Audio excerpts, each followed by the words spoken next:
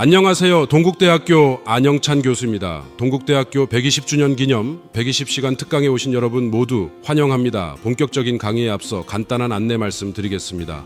먼저 본 강의는 매주 금요일 저녁 7시부터 10시까지 진행되는 오프라인 특강의 맛보기 버전의 영상 강의입니다. 그러니 오늘 이 영상 강의를 들으시고 혹시 오프라인 특강에 관심이 생기신 분들은 언제나 환영이니 편하게 연락 주시길 부탁드립니다. 동국대학교 구성원이라면 누구에게나 열려 있고 심지어 무료 특강이니 많은 참여 부탁드립니다. 그럼 저는 매주 금요일 동국대학교 강의실에서 기다리고 있겠습니다. 그럼 오늘 수업을 시작해 볼까요? 다들 준비되셨지요? 자, 시작합시다. 오늘은 동국대학교 120주년 기념 특강 33번째 시간으로 중대재해 첫 번째 주제인 안정영역 시스템 설계를 함께 공부하겠습니다. 오늘의 핵심은 위험성 평가, 책임 구조, 리더 역할입니다. 안전은 산업 현장의 생명이고 동시에 경영자의 책임입니다. 중대재해처벌법이 시행된 이후 많은 기업이 안전보건 방침을 만들고 안전교육을 강화하고 위험성 평가 문서를 작성했습니다. 하지만 여전히 산업 현장에서는 중대재해가 반복되고 있습니다. 중요한 이유는 안전이 문서에는 있지만 현장에서는 작동하지 않는 경우가 있기 때문입니다. 안정영역은 법을 지키기 위한 문서가 아니라 사람의 생명을 지키기 위해 현장에서 작동하는 시스템입니다. 이 강의가 필요한 이유는 분명합니다. 중대재해처벌법 시행 이후에도 산업 현장에서의 중대재해는 여전히 완전히 줄어들지 않고 있습니다. 매년 800명 이상이 산업재해로 사망하며 중대재해의 70% 이상은 예방 가능했던 사고로 설명됩니다. 중대재해처벌법은 경영책임자에게 직접적인 형사책임을 부과합니다. 그러나 오늘의 목표는 처벌을 피하는 요령을 배우는 것이 아닙니다. 현장에서 실제로 작동하는 안정영역 시스템을 어떻게 설계하고 운영할 것인지 배우는 것입니다. 피플 퍼스트 관점에서 안전은 비용이 아닙니다. 안전은 경영의 출발점입니다. 안전이 무너지면 생산성도, 품질도, 지속 가능성도, 기업 평판도 함께 흔들립니다. 오늘 우리가 계속 붙잡아야 할 질문은 세 가지입니다. 첫째, 우리 조직의 위험은 어디에 있는가입니다. 위험 요인을 체계적으로 발굴하고 정량화하여 우선순위를 정하는 위험성 평가의 본질적 질문입니다. 둘째, 누가 무엇을 책임지는가입니다. 경영 책임자부터 현장 작업자까지 안전 의무와 책임이 어떻게 연결되고 작동하는지를 묻는 질문입니다. 셋째, 리더는 어떻게 안전 문화를 만드는가입니다. 시스템과 규정을 넘어 리더의 행동과 의사결정이 조직의 안전 문화를 어떻게 형성하는지를 묻는 질문입니다. 이 세 질문에 명확히 답할 수 있다면 조직의 안전 경영은 이미 절반 이상 설계된 것입니다. 오늘의 흐름은 6부분으로 이어집니다. 먼저 핵심 개념 및 이론에서는 중대재해처벌법 이해, 안정영역 시스템 구조, 위험성 평가 방법론, 책임 구조 설계, 안전문화, 리더십을 다룹니다. 이어 국내외 실제 사례 분석에서는 국내 대기업과 국내 사고 사례, 그리고 영국 그ren펠, 일본 후쿠시마, 듀폰의 안전 경영 사례를 통해 교훈을 살펴봅니다. 다음으로 실전 프레임워크 및 도구에서는 PDCA 안정영역 사이클, 위험성 평가 매트릭스, KPI 설계, 비상 대응 계획 수립 도구를 다룹니다. 이어 리스크 맵 실습 가이드에서는 현장용 리스크 맵을 직접 작성하는 절차를 살펴봅니다. 마지막으로 핵심 요약과 체크리스트, 90일 실행 과제를 통해 현장 적용 방향을 정리합니다. 첫 번째 핵심 개념은 중대재해처벌법입니다. 이 법은 2012년 1월 시행되었고 사업주와 경영 책임자에게 안전 및 보건 확보 의무를 직접 부과합니다. 이를 위반하여 중대재해가 발생한 경우 형사처벌을 받도록 규정한 법률입니다. 중대산업재해는 사망자 1명 이상, 동일 사고로 6개월 이상 치료가 필요한 부상자 2명 이상, 동일 유해 요인으로 직업성 질병자가 1년 안에 3명 이상 발생한 경우입니다. 처벌 수준도 무겁습니다. 사망 시 경영 책임자는 1년 이상 징역 또는 10억 원 이하 벌금 대상이 될 수 있고 법인은 50억 원 이하 벌금 대상이 될 수 있습니다. 부상과 질병의 경우에도 7년 이하 징역 또는 1억 원 이하 벌금이 가능하며 손해배상은 실제 손해액의 최대 5배까지 징벌적 배상이 적용될 수 있습니다. 두 번째 핵심 개념은 안정영역 시스템의 구조입니다. 국제표준 ISO 45001은 조직이 안전보건 리스크를 체계적으로 관리할 수 있도록 설계된 프레임워크입니다. 단순한 규정 준수를 넘어 지속적 개선을 통해 안전을 조직 문화로 내재화하는 것이 핵심입니다. 먼저 조직 맥락을 파악해야 합니다. 이해관계자 요구사항과 내부, 외부 이슈를 확인합니다. 다음은 리더십과 참여입니다. 최고 경영자가 의지를 표명하고 안전보건 방침을 수립해야 합니다. 이어 기획 및 지원 단계에서는 위험성 평가, 목표 수립, 자원 배분이 필요합니다. 마지막으로 운용 평가, 개선 단계에서는 운영 통제, 성과 평가, 지속적 개선이 이루어져야 합니다. 안전 영역 시스템은 문서가 아니라 반복되는 운영 구조입니다. 세 번째 핵심 개념은 위험성 평가입니다. 위험성 평가는 작업장의 유해 위험 요인을 사전에 찾아내고 그 위험성의 크기가 허용 가능한 수준인지 판단하여 적절한 조치를 취하는 과정입니다. 산업안전보건법은 사업주에게 위험성 평가 실시를 의무화하고 있습니다. 절차는 사전 준비, 위험 요인 파악, 위험성 결정, 감소 대책 수립, 기록 및 공유로 이어집니다. 여기서 가장 중요한 것은 현장 근로자의 참여입니다. 실제로 위험에 노출된 사람이 가장 정확한 위험 정보를 가지고 있습니다. 현장 근로자가 참여해야 위험 요인을 제대로 찾을 수 있고 이후 대책의 실행력도 높아집니다. 위험성 평가는 평가표를 채우는 행정 절차가 아니라 현장의 위험을 드러내고 줄이는 출발점입니다. 네 번째 핵심 개념은 책임구조 설계입니다. 안전경영에서 책임구조는 단순한 조직도가 아닙니다. 각 계층이 자신의 역할을 명확히 알고 실제로 수행하며 그 결과에 책임을 지는 구조가 되어야 합니다. 경영 책임자는 안전보건 방침 수립, 자원 배분, 시스템 구축과 운영을 총괄해야 합니다. 관리 감독자는 작업 전 안전점검, 위험작업 승인, 아차사고 보고, 근로자 교육을 담당합니다. 안전관리자는 위험성 평가 진행, 법적 의무 이행 지원, 사고조사와 분석을 수행합니다. 현장 근로자는 위험 요인을 발굴하고 신고하며 안전수칙을 준수하고 동료 안전을 상호 확인해야 합니다. 책임의 공백은 곧 사고의 틈새입니다. 누군가 하겠지라는 말이 안전 영역에서 가장 위험한 말입니다. 다섯 번째 핵심 개념은 안전문화입니다. 안전문화란 조직 구성원이 안전을 가장 우선적인 가치로 내면화하고 안전한 행동이 자연스럽게 실천되는 조직의 집단적 특성입니다. 규정이 없어도 감독자가 없어도 안전하게 행동하는 문화입니다. 안전문화는 단계적으로 볼 수 있습니다. 반응적 문화는 사고 발생 후 조치하는 가장 낮은 수준입니다. 수능적 문화는 법과 규정을 따르는 수준입니다. 능동적 문화는 위험을 사전에 예측하고 행동하는 수준입니다. 생성적 문화는 안전이 조직의 DNA에 새겨진 최고 수준입니다.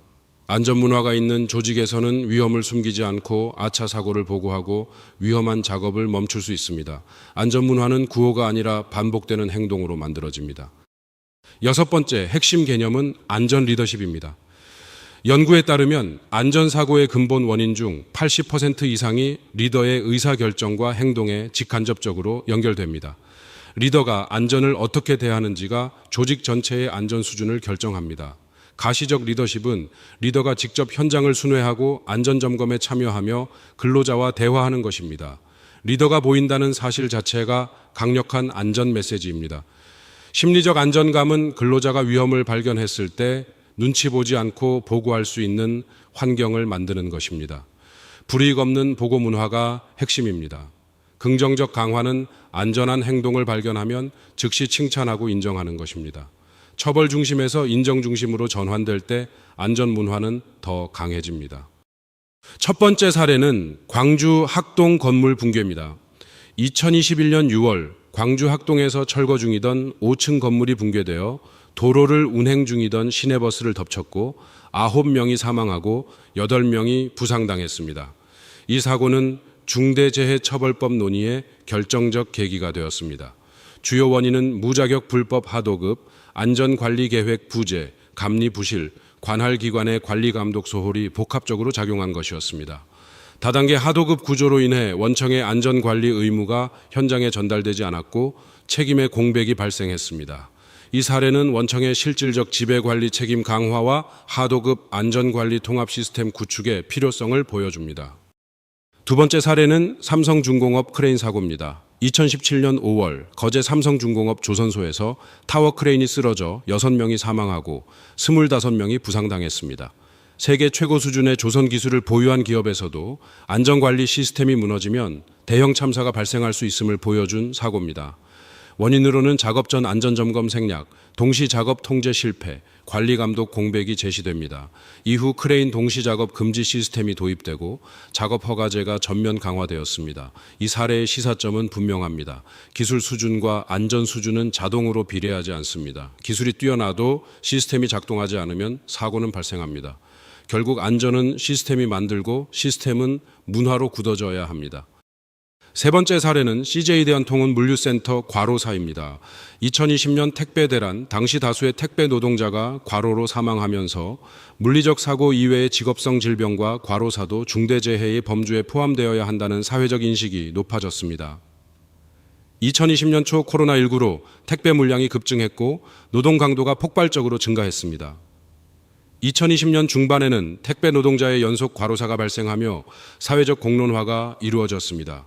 2020년 말에는 택배 노사정 합의를 통해 분류 작업 책임 이전과 과로 방지 대책이 마련되었습니다.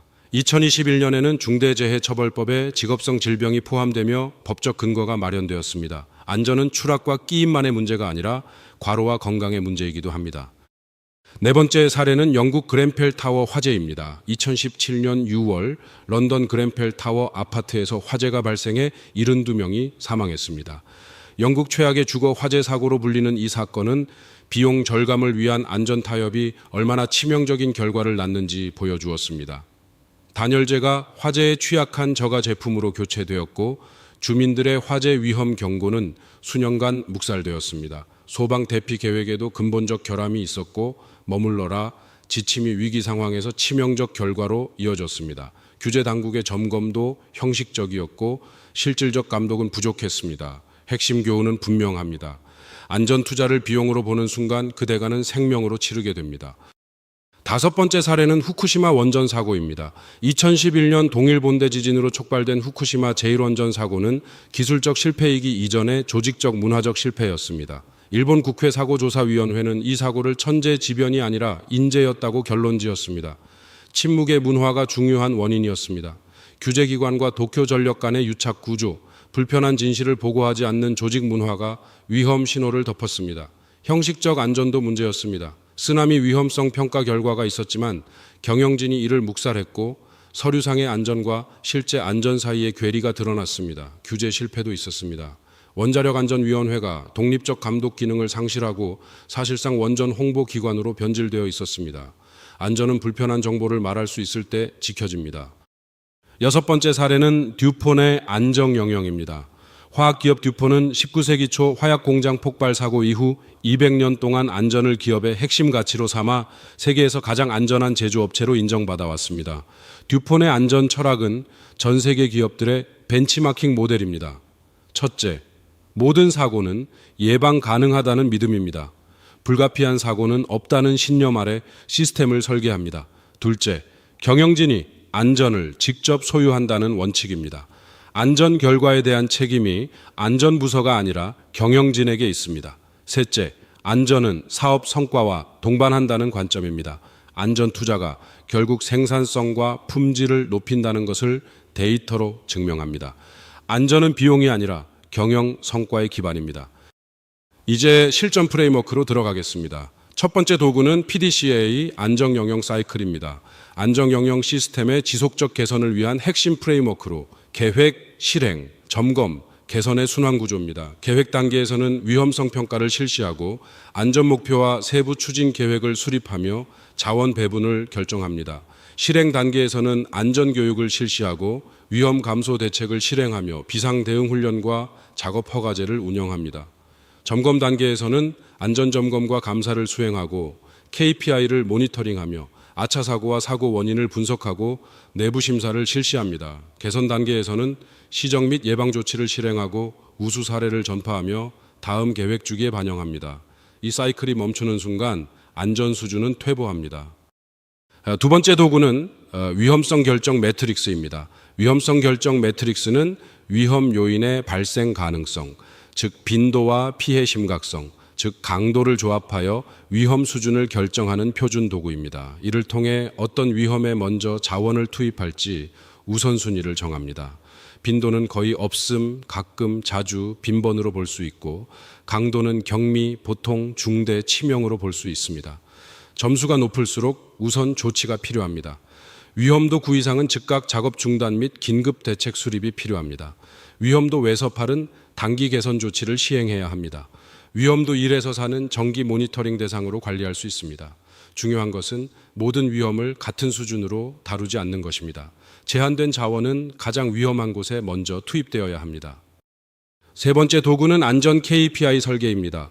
많은 조직이 사고 건수와 재해율 같은 후행 지표만 측정합니다. 그러나 후행 지표는 이미 사고가 난 뒤의 결과입니다. 사고가 발생하기 전에 위험 신호를 포착하려면 선행 지표가 필요합니다. 선행 지표에는 안전교육 이수율, 아차 사고 보고 건수, 위험성 평가 완료율, 안전점검 실시율, 작업 전 안전 미팅 참여율, 안전 제한 건수가 있습니다. 후행 지표에는 총재해 건수율, 사망 만인율, 손실 일수율, 산재 요양 건수, 아차 사고 대비 실제 사고 비율, 법적 제재 건수가 있습니다. 실무적으로는 선행 지표와 후행 지표의 비율을 칠 때 3으로 유지하는 것이 이상적입니다. 선행 지표가 개선되어야 후행 지표가 낮아집니다. 네 번째 도구는 안전 의사소통 체계 구축입니다. 안전 정보가 경영진에서 현장까지 왜곡 없이 전달되고 현장의 위험 신호가 경영진까지 신속히 보고되는 양방향 소통 체계는 안전 영역 시스템의 신경계입니다. TBM은 작업 전 10분 안전 미팅입니다. 당일 작업 위험 요인 안전 수칙, 주의사항을 현장에서 직접 공유합니다. 아차 사고 보고 시스템은 사고 직전에 아차 사고를 익명으로 보고할 수 있는 채널을 운영하여 잠재 위험을 사전에 제거하는 장치입니다. 경영진 안전 순시는 월일 호회 이상 경영 책임자가 직접 현장을 순시하고 근로자와 대화하는 가시적 안전 리더십입니다. 안전 의사소통은 일방향 공지가 아니라 현장의 위험을 듣고 조치하는 양방향 구조여야 합니다. 다섯 번째 도구는 비상대응 계획 수립입니다. 중대재해는 예방이 최선이지만 발생했을 때 골든타임 안에 신속하고 정확하게 대응하는 것이 피해를 최소화합니다. ERP, 즉 비상대응 계획은 사전에 수립되고 반복 훈련되어야 합니다. 절차는 초기 대응, 구조구급, 원인조사, 재발 방지로 이어집니다. 비상연락망은 24시간 가동되는 체계와 명확한 보고 라인으로 구축되어야 합니다. 훈련은 연 2회 이상 실제 상황을 가정한 모의 훈련으로 실시해야 합니다. 훈련 없는 계획은 무용지물입니다. 대외 소통도 중요합니다. 언론 대응, 유가족 지원, 규제기관 보고 등 위기 커뮤니케이션 매뉴얼을 준비해야 합니다. 사고 대응은 구조에서 끝나지 않고 원인을 조사하고 재발을 막는 데까지 이어져야 합니다. 여섯 번째 도구는 안전감사 및 지속적 개선 체계입니다. 안전감사는 시스템이 제대로 작동하고 있는지를 주기적으로 검증하는 핵심 메커니즘입니다. 내부 감사로는 일상적 점검을 수행하고 외부 감사로는 객관적 시각을 확보합니다. 일상 안전 점검은 매일 관리 감독자가 작업 전, 작업 중, 작업 후 체크리스트 기반으로 실시합니다. 정기 내부 감사는 매월 또는 분기마다 안전관리자 주도로 전 부문의 시스템 적합성과 이행 상태를 평가합니다. 외부 인증 심사는 연일회 ISO 45001 같은 제3자 인증을 통해 객관적 수준을 평가하고 개선점을 도출합니다. 안전감사의 목적은 잘못한 사람을 찾는 것이 아니라 시스템이 실제로 작동하는지 확인하고 개선하는 것입니다. 이제 리스크맵 실습으로 들어가겠습니다. 리스크맵은 현장의 위험 요인을 공간적 시각적으로 표현한 도구입니다. 단순한 그림이 아니라 위험의 위치, 종류, 심각도를 한눈에 파악할 수 있는 살아있는 안전 문서입니다. 목표는 자신의 현장 또는 사업장에서 실제로 사용 가능한 리스크맵 초안을 완성하는 것입니다. 준비물은 현장 도면 또는 스케치, 색상별 포스트잇, 마커, 위험성 평가 체크리스트입니다. 팀은 3명에서 5명으로 구성하되 가능하면 경영, 안전, 현장 직무가 섞이도록 구성합니다. 전체 과정은 5단계로 진행되고 약 90분이 소요됩니다. 중요한 것은 회의실에서 상상하는 위험이 아니라 현장에서 실제로 존재하는 위험을 드러내는 것입니다. 첫 번째 실습 단계는 현장 범위 설정 및 공간 매핑입니다. 가장 먼저 할 일은 리스크맵을 그릴 현장의 경계를 정하고 공간적 구조를 파악하는 것입니다. 너무 넓게 잡으면 모호해지고 너무 좁으면 전체 그림을 놓칠 수 있습니다. 분석할 현장을 구체적으로 정합니다.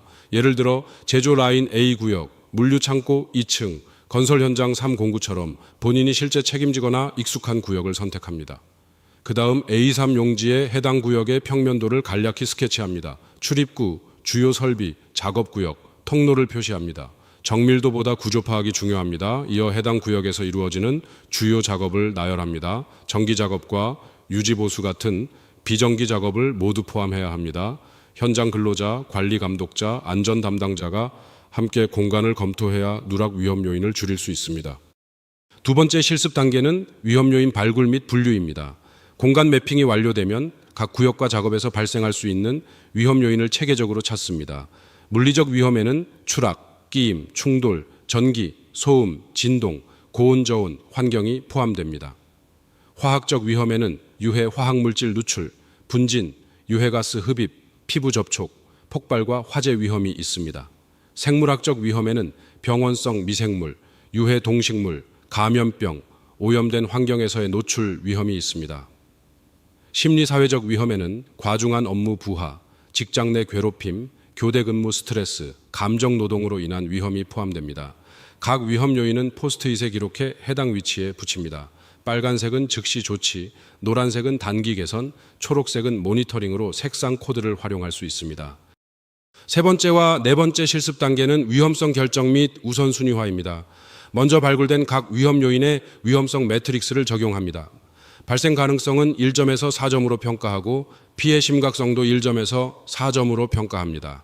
위험도는 가능성과 심각성을 곱해 계산합니다. 그리고 위험 수준을 허용, 주의, 위험, 즉시 중단으로 분류합니다. 다음은 우선순위 결정입니다. 위험도 점수를 기반으로 대응 우선순위를 정하고 각 위험 요인별로 책임자와 조치 기한을 지정합니다.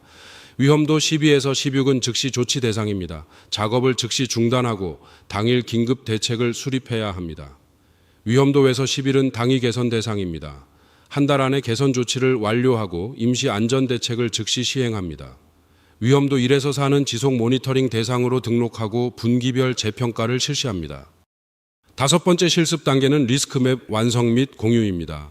위험성 결정과 우선순위화가 끝나면 리스크맵을 현장에서 실제로 사용 가능한 형태로 완성해야 합니다. 색상 코드, 위험도 점수, 조치사항, 책임자, 기한을 모두 포함하여 정리하고 디지털 버전으로 전환해 보관합니다. 완성된 리스크맵은 현장 출입구나 작업 구역에 게시해야 합니다. 전체 근로자를 대상으로 설명회를 실시해 어떤 위험이 있고 어떤 조치가 필요한지 공유합니다. 또한 최소 연일 회, 작업 환경 변경, 시마다 리스크맵을 갱신해야 합니다. 갱신 담당자와 일정도 사전에 지정합니다. 만들어졌지만 공유되지 않는 리스크맵은 의미가 없습니다. 현장에 게시되고 점검되고 갱신될 때 리스크맵은 살아있는 안전문서가 됩니다. 오늘의 핵심을 정리하겠습니다. 첫째, 위험성 평가는 안전경영 시스템의 출발점이며 현장 근로자의 참여가 핵심입니다. 위험을 보지 못하면 관리할 수 없습니다. 둘째, 책임 구조는 서류가 아니라 실제 행동으로 작동해야 합니다. 책임의 공백이 사고를 만듭니다. 셋째, 리더의 행동이 곧 안전문화입니다. 가시적 리더십은 시스템보다 강력한 메시지를 전달합니다. 현장 즉시 적용 체크리스트도 확인해야 합니다. 위험성 평가 최근 실시일이 1년 이내인지, 경영 책임자 안전보건 방침이 문서화되어 있는지, 관리 감독자 역할과 책임이 명문화되어 있는지 확인합니다. 아차 사고 보고 채널이 운영되는지, 최근 6개월 안에 경영진 현장 순시가 있었는지, 비상 대응 계획과 훈련이 있는지, 안전 KPI 선행 지표를 측정하는지도 점검해야 합니다. 이제 90일 실행 과제입니다. 1일차부터 31차까지는 진단 및 기반 구축입니다. 현행 위험성 평가 문서를 전면 검토하고 경영 책임자와 안전보건 방침을 확인하고 갱신합니다. 관리 감독자 책임 범위를 문서화하고 오늘 작성한 리스크맵을 현장에 게시합니다. 30일 1차부터 61차까지는 시스템 운영 개선입니다. 아차 사고 보고 시스템을 구축하고 홍보합니다. 안전 KPI 선행 지표 측정을 시작합니다. 월 1회 TBM을 공식화하고 비상 대응 계획을 점검하며 모의 훈련 계획을 수립합니다. 60일 1차부터 91차까지는 문화 확산 및 평가입니다. 경영 책임자 현장 순시를 1회 이상 실시하고 안전 우수 사례를 발굴하여 포상합니다. 90일 성과를 측정해 경영진에게 보고하고 다음 90일 계획을 수립합니다. 완벽한 시스템보다 작은 첫걸음이 더 중요합니다. 마지막으로 참고 자료와 다음 강의 예고입니다. 주요 참고 자료에는 중대재해처벌법 및 시행령, 산업안전보건법, 고용노동부 위험성평가 지침인 코샤 가이드가 있습니다. 국제 표준으로는 ISO 45001-2018 안전보건경영 시스템과 ILO WESWH MS-2001 가이드라인이 있습니다. 국내 자료로는 안전보건공단 연구보고서와 한국산업안전보건연구원 통계 자료가 있고, 해외 사례로는 듀폰 세이프티 매니지먼트 시스템, UKHSE 가이드, WESHA 베스트 프랙티스가 있습니다. 다음 시간은 제34강 중대재해 두 번째 주제인 안전경영 실행과 사고조사입니다. 사고조사 방법론, 근본 원인 분석, 재발방지 대책 수립 기법, 공급망 안정관리, 안전경영 성과 보고 및 공시를 다룹니다. 실습 결과물은 사고 원인 분석 보고서입니다. 다음 시간 전까지 오늘 작성한 리스크맵을 실제 현장에 게시하고 동료 피드백을 받아오면 됩니다. 안전경영은 사고가 난 뒤 책임자를 찾는 일이 아니라 사고가 나기 전에 위험을 발견하고 줄이는 시스템입니다. 감사합니다. 어떠셨나요? 유익하셨나요? 유익하셨다면 유튜브 채널 좋아요, 구독, 알림 설정 한 번씩만 부탁드리겠습니다. 더욱 방대한 고급 정보를 얻고 싶으시다면 앞서 오프닝에서 언급했듯이 120시간 특강 현장 오프라인 강의에 참석해 보시는 것을 추천드립니다. 조만간 또 뵙겠습니다. 감사합니다.